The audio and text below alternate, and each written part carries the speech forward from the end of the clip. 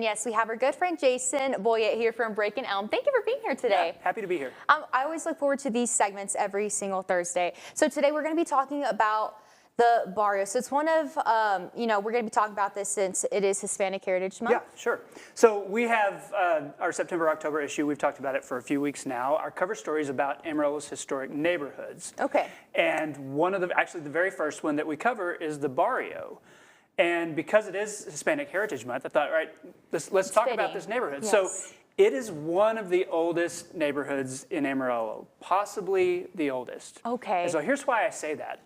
Amarillo exists because of the railroad, okay? We were a railroad stop. Well, when they were first starting to run the railroad through the Texas Panhandle, there were already large railroad systems in Mexico.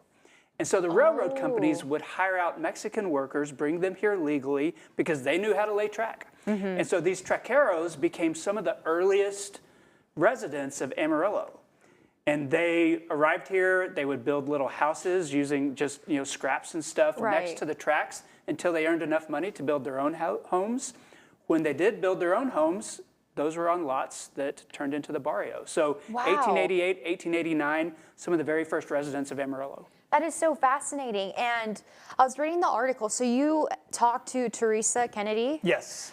What did she have? She's amazing, amazing, amazing. Yeah, one of the most capable people in Amarillo. She gets things done. So she's the director of the Barrio Neighborhood Planning Committee. What did she say? You know, she loves to tell the story about the families in the barrio because so many families who live there are multi-generation. They can trace their family history back to those earliest decades in Amarillo.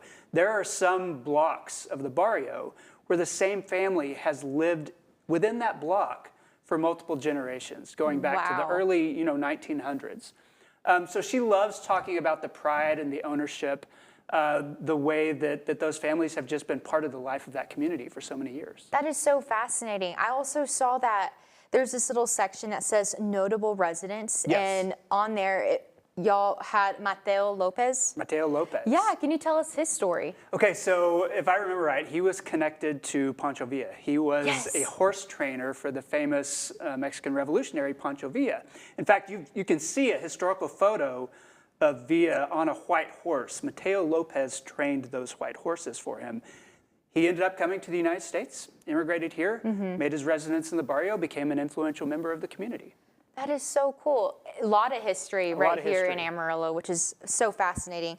And what is something that you learned while writing this?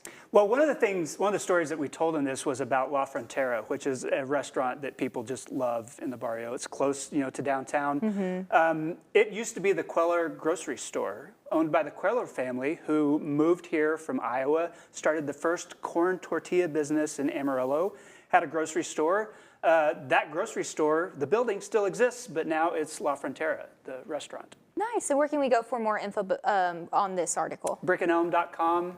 Just search for the neighborhoods. Awesome. Well, Jason, thank you for being here today. We appreciate you. Happy to be here. And keep it here on Studio 4. We will have more on the way.